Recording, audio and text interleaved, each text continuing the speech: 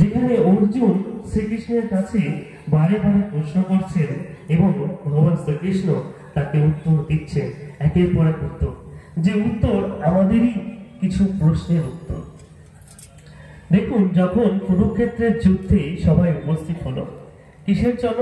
যুদ্ধের ময়দানে যুদ্ধ করবার জন্য। কার সাথে যুদ্ধ করবার জন্য? নিজেরই প্রিয় আপনজনদের সাথে যুদ্ধ করবার জন্য। সেখানে কিন্তু গীতার বাণী আমরা বিশেষ করে পাচ্ছি।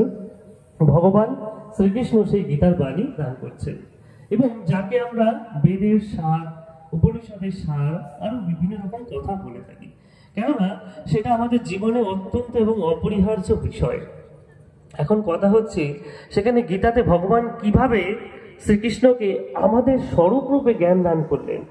সেখানে অর্জুন একজন সাধারণ মানুষ এবং শ্রীকৃষ্ণ পরমাত্মার অবতার। कर्णा घोराकरा दुर्योधनावर्तिनी सुतीर्णा खलु पाण्डवैः रणनदी कैवर्तके केशवे पराशर्य वचः सरोजा आमलं गीतार्थगन्धोत्कटं नानाख्यानककेशरम् हरिकथा संबोधना बोधितं तं देवं कंसचारुरमर्दनं देवकी परमानन्दं कृष्णं वन्दे जगद्गुरुं भीष्मद्रोणतटाजाय द्रथजला गान्धारनीलोपला शाल्याग्राहवती कृपे।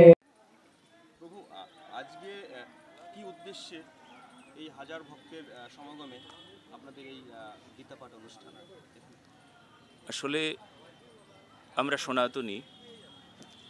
সনাতনীরা যে সনাতনী বার্তা দিতে চায় বা সনাতনীকে সাবধান করতে চায়, তার ধর্ম রক্ষায় সচেতন করতে চায়, সমাজ দেশ রাষ্ট্রের কল্যাণ বিধান করতে চায়, তো সেই বিধান করবার নিমিত্তে যে সংবিধান, তা গীতা দেখবেন আপনি যে সেই গীতা প্রথম থেকে শুরু হলো অন্ধ রাজা ধৃতরাষ্ট্র।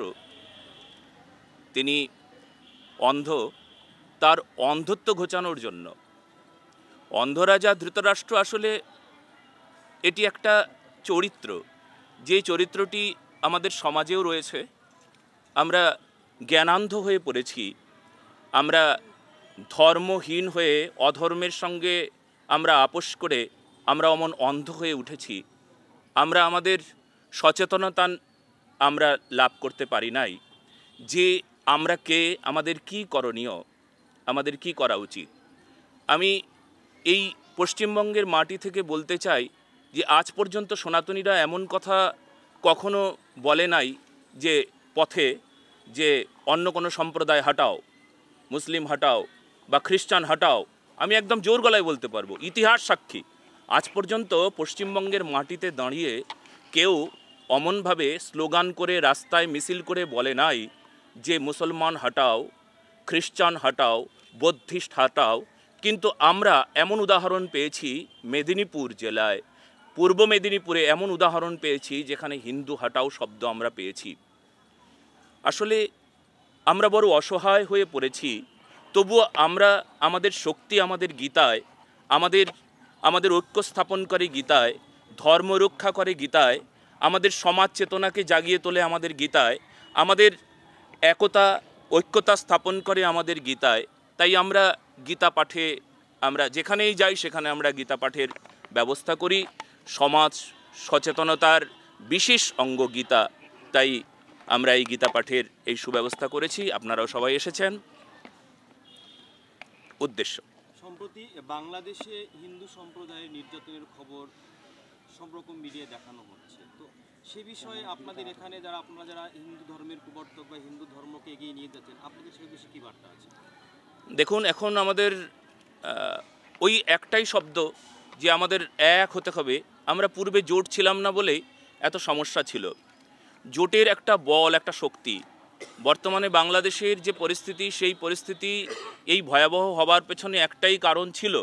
আজ পর্যন্ত সেই কারণটা আমি সবার সামনে তুলে ধরতে চাই যে আমরা হিন্দু, আমরা সনাতনী, আমাদের সেই শক্তি, আমাদের সেই সামর্থ্য যে আমাদের হৃদয়ে আছে, আমাদের এক হতে হবে। সম্প্রদায়ে সম্প্রদায়ে এত দ্বন্দ্ব, আমরা হিন্দুরা কিন্তু আমরা নিজেরাই নিজেদের দ্বন্দ্ব করি, নিজেরাই নিজেদের সঙ্গে ঝগড়া বিবাদ করি।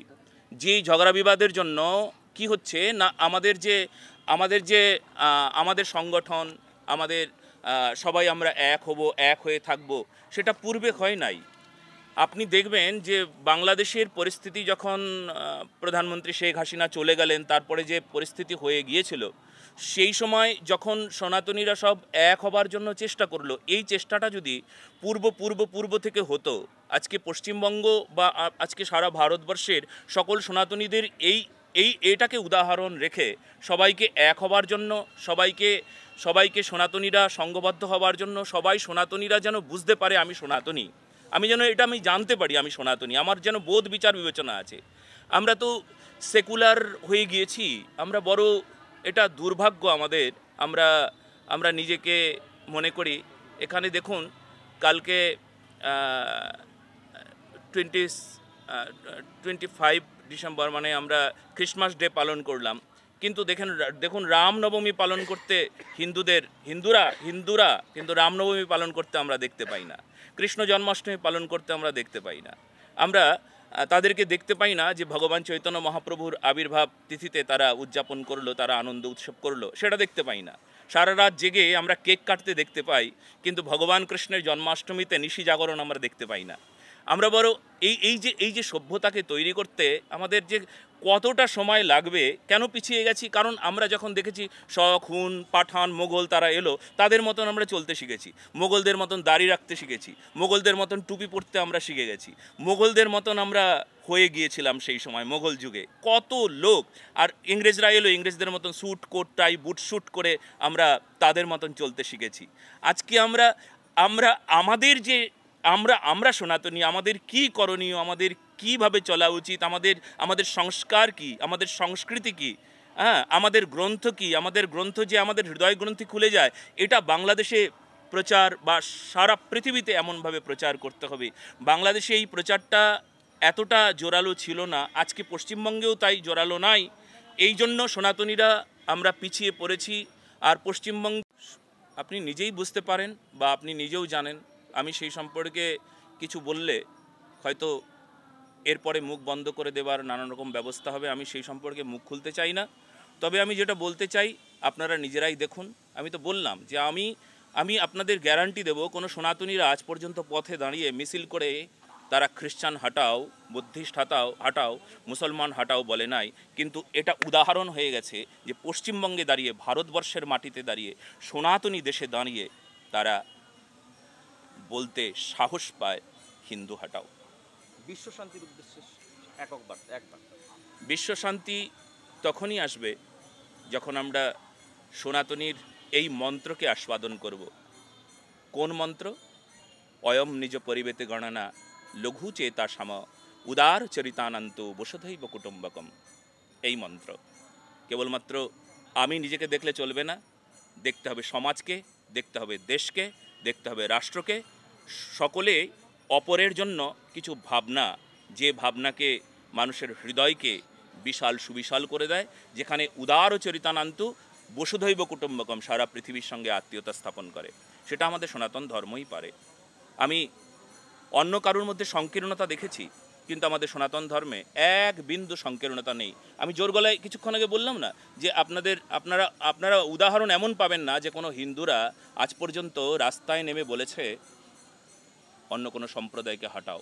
এটা আমাদের গর্ব, এটা আমাদের সনাতনীর গর্ব, এটা আমাদের সনাতনীর সংস্কৃতি।